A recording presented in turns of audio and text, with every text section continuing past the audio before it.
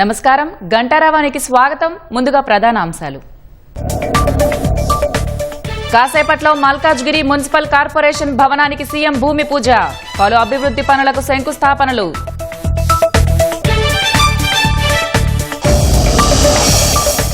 CM రాజకీయంగా నిరాశ నిస్పృహలో ఉన్నారన్న కిషన్ రెడ్డి, హామీలు నెరవేర్చలేక సహనం కోల్పోతున్నారని విమర్శ.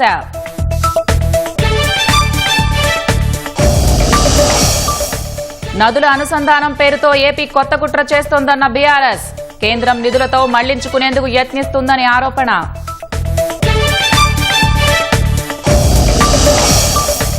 సాగునీటి పంపిణీపై హరీష్ వ్యాఖ్యలను ఖండించిన ఆది శ్రీనివాస్, కృష్ణా జలాలపై మరణ శాసనం రాసిందే బీఆర్ఎస్ పార్టీ అని మండిపాటు. పాఠశాలల పునఃప్రారంభ తేదీలో మార్పు, జూన్ 12కు బదులు 15న తెరుచుకోనున్న బడులు.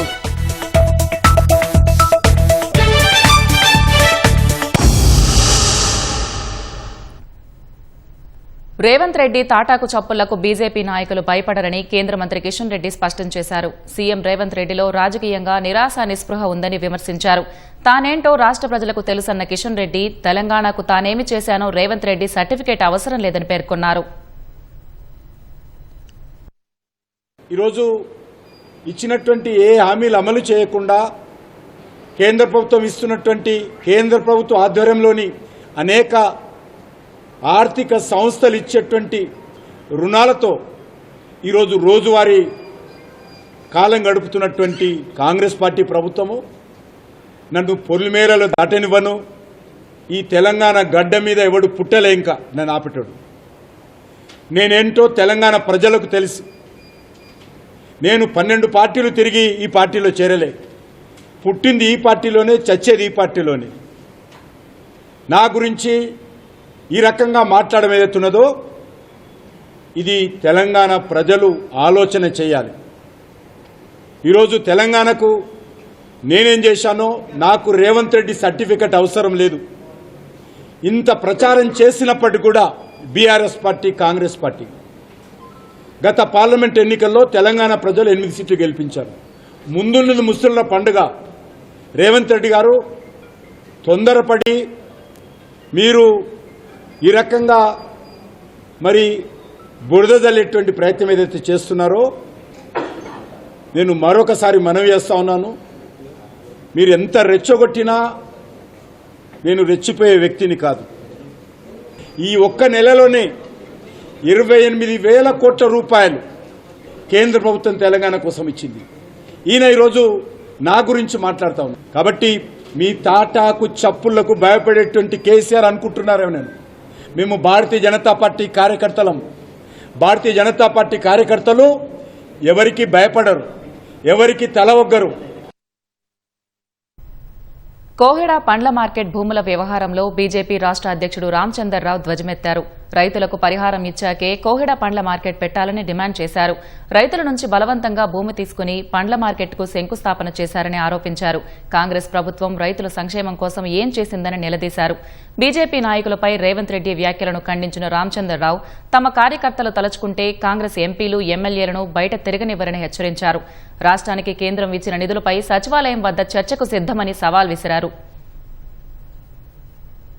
మీ యొక్క పాలనలో రైతులకు మీరు ధాన్యాలు కొనట్లేదు వేరే మాట, మరి కొంటూ అబద్ధాలు ఆడుతున్నారు.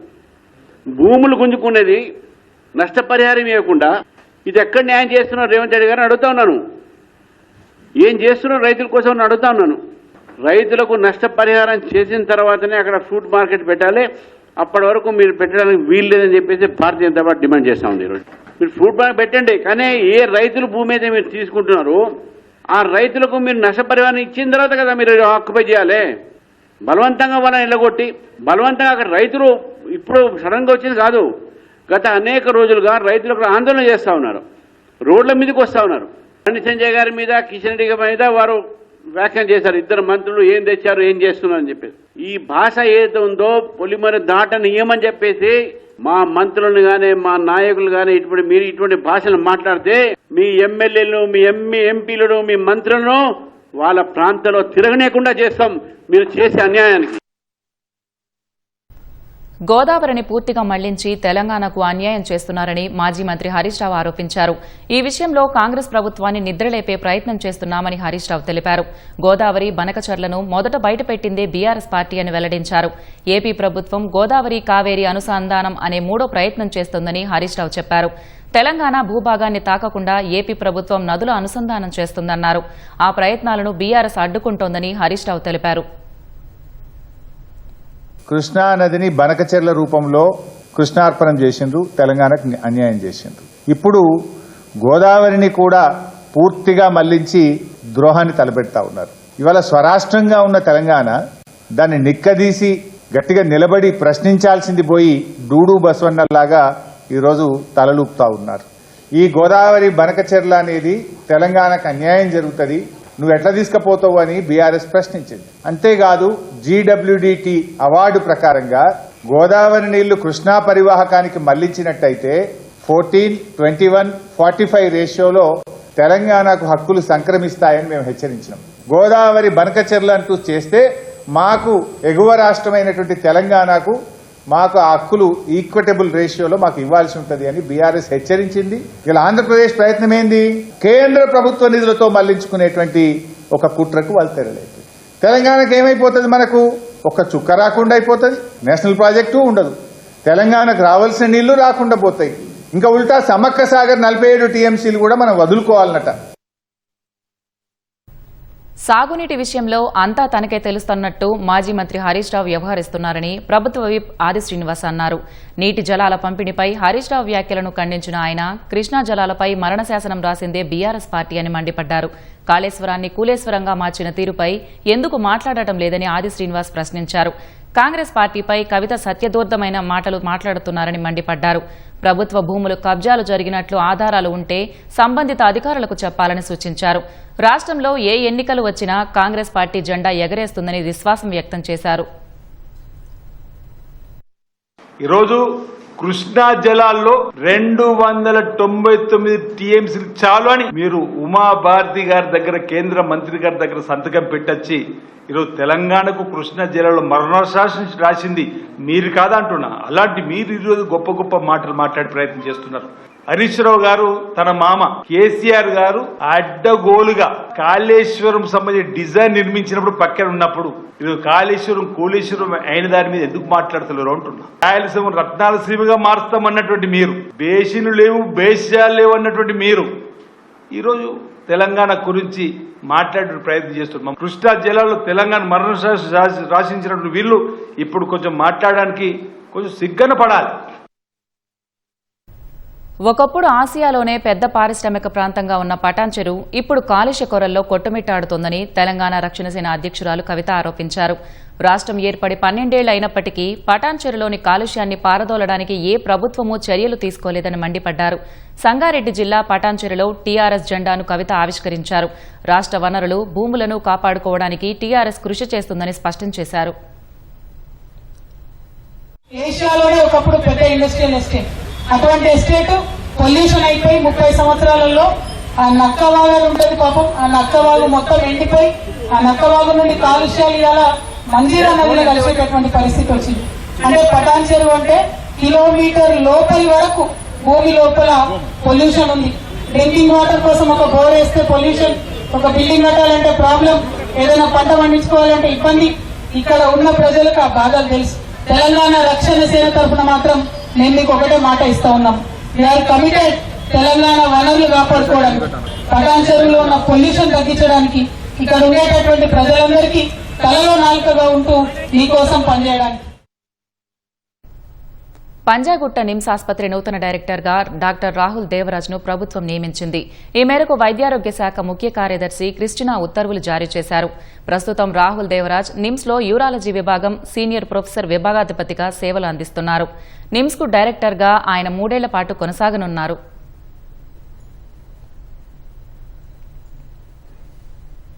ఆంధ్రప్రదేశ్లోని సత్యసాయి జిల్లాలో వందే భారత్ ఎక్స్ప్రెస్ కు ప్రమాదం తప్పింది. హిందూపురం రైల్వే స్టేషన్ వద్ద 2 ఆవులను వందే భారత్ ఎక్స్ప్రెస్ ఢీకొట్టింది. కాచిగూడ నుంచి బెంగళూరుకు వెళ్తుండగా ఈ ఘటన చోటు చేసుకుంది. పెద్ద శబ్దం రావడంతో రైలును లోకో పైలట్ నిలిపివేశారు. ఏం జరిగిందో తెలియక ప్రయాణికులు కాసేపు ఆందోళనకు గురయ్యారు. సమాచారం అందుకున్న రైల్వే సిబ్బంది ఘటనా స్థలానికి చేరుకుని ఆవుల కళేబరాలను పట్టాల నుంచి తొలగించారు. అరగంట తర్వాత వందే భారత్ తిరిగి తన ప్రయాణాన్ని కొనసాగించింది.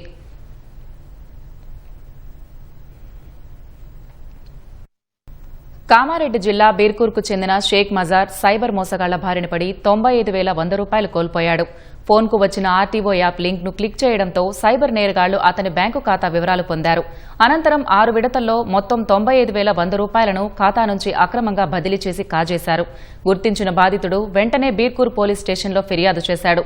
ఫిర్యాదు స్వీకరించిన పోలీసులు కేసు నమోదు చేసి దర్యాప్తు చేపట్టారు. ఉమ్మడి మెదక్ జిల్లా వ్యాప్తంగా ధాన్యం కొనుగోలులో తీవ్ర జాప్యం జరుగుతోంది. రైతులు వరి ధాన్యం కోసి సుమారు 2 నెలలు కావస్తున్నా ఇప్పటికీ వాటిని కొనుగోలు చేయలేని పరిస్థితి నెలకొంది. ముఖ్యంగా మెదక్, సిద్దిపేట జిల్లాల రైతులు కాంటాల వద్ద కండ్లు కాయలు కాసేలా ఎదురుచూస్తున్నారు. లారీలు రాక, హమాలీలు లేక, మిల్లుల వాళ్లు తీసుకోక ఇలా పలు విధాలుగా అన్నదాత పరిస్థితి దయనీయంగా మారింది. రుతుపవనాల ఆగమనం నేపథ్యంలో ఇప్పటికైనా అధికార యంత్రాంగం త్వరితగతిన ధాన్యం కొనుగోలులో వేగం పెంచాలంటున్న మెదక్ జిల్లా నర్సాపూర్ రైతుల సమస్యలపై మా ప్రతినిధి ప్రశాంత్ గ్రౌండ్ రిపోర్ట్. ఆరుగాలం కష్టపడ్డారు. సుమారు 2 నెలలకు పైగా కళ్ళాల్లోంచి ధాన్యం తీసుకొచ్చి కాంటాల కోసం ఎదురు చూస్తున్నారు. ఇప్పటికీ కొనుగోలు చేయట్లేదు, కాంటాలు పెట్టట్లేదు అని చెప్పేసి రైతులు కన్నీటి పర్యంతమవుతున్నారు. ఇది ఉమ్మడి మెదక్ జిల్లా వ్యాప్తంగా ఇదే పరిస్థితి ఉంది. ప్రస్తుతం మనం నర్సాపూర్ నియోజకవర్గంలోని రెడ్డిపల్లి గ్రామంలో ఉన్నాము. ఇక్కడ రైతుల పరిస్థితి ఏంటో మనం అడిగి వారి మాటలోనే తెలుసుకునే ప్రయత్నం చేద్దాము. చెప్పండి, మీరు ధాన్యం ఇక్కడ తీసుకొచ్చి ఎన్ని రోజులు అవుతుంది? ఇక్కడ ప్రధానంగా సమస్య ఏముంది? 2 నెలలే పోతలేదు. అందులో ఖాళీ అయితే లేవు. లారీల పరిస్థితి, లారీ ఖాళీ కానీ మేమేం చేయాలని వాళ్ళు అంటున్నారు. లారీలు దొరుకుతలేవు. ఇక నింపేటోళ్ళు వాళ్ళు ఏం చేస్తారు, లారీ రాంది మేమేం చేస్తామని నింపిరు, ఆడ పెట్టి కూర్చున్నారు. అవి మొలకలు వస్తున్నాయి. ఆడికి పోతే వాళ్ళు మిల్లులు ఏమంటారు, ఆ మొలక వచ్చింది, నానిపోయింది, ఇదేం చేయాలి అదేం చేయాలి, కటింగ్లు అవుతున్నాయి అంతే. ఎన్ని ఎకరాలు వేసినావు పెద్ద మనిషి నువ్వు? ఎన్ని ఎకరాలు వేసి పంట సాగు చేసి ఎన్ని బస్తాలు వచ్చినాయి ఇక్కడ ఎదురు చూస్తున్నావు కాంటా కోసం? నా అన్ని జరంతా వేసిన, ఎకరా వేసిన 70 బస్తాలు అయినాయి అంతే. ఆ 70 బస్తాలు కూడా పోకట్లేదు. ఎన్ని రోజులు అవుతుంది? 2 నెలలే. ఇక్కడ మాకు వడ్లు తీసుకుపోతలేరు, ప్రాబ్లం అవుతుంది. లాస్ట్కు మొలక వచ్చినాక ప్రైవేట్కి అమ్ముకుంటా ఈ పరిస్థితి అయిపోతుంది. గవర్నమెంట్లు తీసుకోవట్లేరు. లారీలు కాలైతలేవు అంటారు, లారీలు కాలైతలేవు. మాకు చాలా ఇబ్బంది అవుతుంది. ఈ సమస్య కరెక్ట్ పెద్దవాళ్ళ తీసుకోవాలని మనం ఇస్తున్నాం. ధాన్యం చూసినట్టయితే మొలకొచ్చిన పరిస్థితి కూడా కనిపిస్తుంది.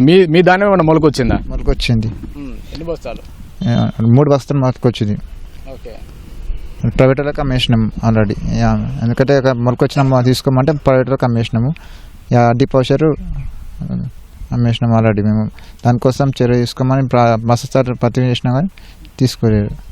మేము ఇక్కడికి ధాన్యం తీసుకొచ్చి 15 రోజులు అవుతున్నది. 15 రోజులు అంటే మేము పంట పండించడానికి 3 నెలలు అయింది. కానీ ఇక్కడ అమ్ముకోవడానికి 15 రోజులు అవుతుంది. మేము చాలా ఎండబోసి మరి ఒకతను చేసి పెట్టినాక గిట్ట చాలా రోజుల వరకు సీరియల్ రాలేదు. సీరియల్ వచ్చినాక గన్ని బ్యాగ్స్ లేకుండే, దానివల్ల కొంచెం ఇబ్బంది అయింది. తర్వాత మళ్ళీ గన్ని బ్యాగ్స్ వచ్చినాయి. లారీలతో గిట్ట ఇబ్బంది అయ్యి ధాన్యం తొందరగా వెళ్ళలేదు.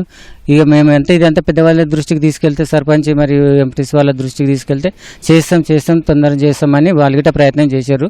అయినా కొంచెం ఇదైంది. కానీ లారీలు రాక మరియు ఇక్కడ కాంట తొందరగా రాక కొంచెం ఇబ్బంది అయింది. రైస్ మిల్కి పోగానే వాళ్ళు మాకు వద్దు ధాన్యం వద్దు, మాకు మొత్తం టార్గెట్ అయిపోయింది, మాకు ఎక్కడ నిల్వ చేసుకోవడానికి లేదని చెప్తే మేము ఇది గిట్ట ఇంత కలెక్టర్ దృష్టికి, వాళ్ళకు ఆర్డీఓ దృష్టి గిట్ట తీసుకెళ్తే వాళ్ళు వచ్చేసి ఆర్డీఓ, ఎంపీటీసీ మరియు ఎంఆర్ఓ ఇటు వాళ్ళు వచ్చి మేము ఇక్కడ రైస్ మిల్లు ఒకటి మాట్లాడడం జరిగింది. ఇంతకుముందు అక్కడ రైస్ మిల్ సిల్ అయిన ఉండే, ఆ గోదాంలో ఇది చేసి ఆ గోదాంలలో ఇప్పుడు చేస్తున్నారు. 1 నెల 15 రోజులు అవుతుంది.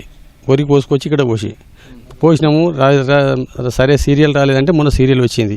మొన్న వర్షం పడదంటే ఏకదం వర్షం పడ్డది. పడ్డ తర్వాత మొత్తం నాయన్ని మళ్ళీ ఇబ్బంది, రైతుకి ఇబ్బంది. మళ్ళీ వాళ్ళు ఎండపోయమంటారు, మళ్ళీ ఇప్పాలి, మళ్ళీ ఎండబెట్టాలి. వచ్చినాయి అయినాయి. లారీలు వాళ్ళ పాపం 150 సీరియల్ అట. 150 సీరియల్ అంటే వాళ్ళకు కూడా పెద్ద ఇబ్బంది ఉన్నది. రైట్. మళ్ళీ మేము కూడా ఏంటంటే వేరే పంట వేసుకునేందుకు మాకు ఆస్కారం లేదు. ఎందుకంటే పల్లి పెట్టవచ్చు, మక్క పెట్టవచ్చు, అన్ని పెట్టవచ్చు. కానీ మాది కోతుల పేరుతో మొత్తం వరకు ఆదాయం. లోడు నింపిన తర్వాత లోడు నింపిన తర్వాత వారం అయింది. మళ్ళీ ఇప్పుడు లారీ నింపిన తర్వాత వారం అయింది. అక్కడ వెయిట్ లాస్ వచ్చింది, మళ్ళీ ఇక్కడ వెయిట్ లాస్ వచ్చిందని కట్ చేసుకుంటా మమ్మల్ని ఇబ్బంది పెడుతుర్రు. మీరు దయచేసి రైతు గురించి ప్రభుత్వం ఇప్పటికైనా ఒక బిఫోర్ 20 రోజుల ముందు ఈ ఉద్దేశం ఇట్లా ఆలోచన చేసి 20 రోజుల ముందు చేసినుంటే ఈ లారీలు ఇంతగానం జామ్ కాకపోతుండే. 20 రోజుల ముందు ఇప్పుడు అధికారులు ఉన్నారు, వాళ్ళు ఇప్పుడు మొత్తం పీకల మీదకి మెడ మీదకి వచ్చిన తర్వాత ఆలోచన చేస్తే వర్షం పడితే పరిస్థితి ఏంది? వర్షం పడ్డది, ఇంకో ఇప్పుడు ఆల్రెడీ ఋతుపవనాలు వస్తున్నాయి. వర్షం పడితే పరిస్థితి ఏంది? ఎక్కడికక్కడ మొత్తం మొలకలు వచ్చిపోయినాయి. దాదాపు 6-7 సంచుల ఒడ్లు మొలకొచ్చినాయి. అవి నానిపోయి అట్లనే మా దళారులకు వేరే బేరకాలను అమ్ముదామంటే 1800 క్వింటలు అడుగుతుండ్రు. ఇక్కడ మనం చూసినట్లయితే మన వెనకాల బారులు తీరిన లారీలు కూడా కనిపిస్తూ ఉన్నాయి. ఇక్కడ మనతో మాట్లాడడానికి కొంతమంది లారీ డ్రైవర్లు ఉన్నారు. వారి సమస్యలు ఏంటో అడిగి వారి మాటలను తెలుసుకునే ప్రయత్నం చేద్దాం. చెప్పండి, ముందు సమస్య ఏంటి? బండి అన్లోడింగ్ కాకొచ్చింది సార్. 8 వారం రోజులు ఏమో వచ్చి చాలా ప్రాబ్లం. ఇక్కడ నీళ్ళు కూడా లేదు, ఏమైనా తినేకి కూడా ఫుడ్ హోటల్స్ ఏం లేవు, పండుకోవాలి ఏమైనా కూడా చెట్టు ఏం లేవు, రోడ్డు మీదనే ఉన్నాయి బండ్లు మొత్తము.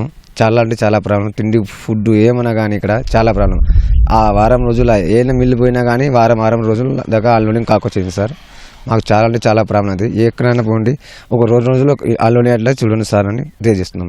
మేము వారం రోజుల నుండి ఇక్కడ మేము ఎదురు చూస్తున్నామని చెప్పేసి అన్లోడింగ్ కోసం, కానీ ఇప్పటికీ అన్లోడింగ్ అవ్వట్లేదని, మా కుటుంబాలను వదిలిపెట్టి ఇక్కడ మేము నిద్రాహారాలు మానేసి మరీ ఎదురు చూస్తున్నామని చెప్తున్నారు. రేయనక పగలనక మేము కష్టపడుతున్నాము. ఇక్కడ కనీసం పడుకుందామంటే చెట్టు సైతం లేదు. ఏది లేక మేము మా బతుకు అగమ్యగోచరంగా మారిందని చెప్పేసి లారీ డ్రైవర్లు కూడా ఇక్కడ ఆవేదన చెందుతున్న పరిస్థితి ఉంది. త్వరితగతిన మిల్లుల్లో మా యొక్క లారీల నుంచి తీసుకొచ్చిన ధాన్యాన్ని అన్లోడ్ చేసుకోవాలని చెప్పేసి వారు సైతం కోరుతున్న పరిస్థితి ఉంది. ఇది ఇక్కడ తాజా పరిస్థితి. కెమెరామెన్ ఉమామహేశ్వరరావుతో ప్రశాంత్, ఈటీవీ న్యూస్, నర్సాపూర్ నుంచి.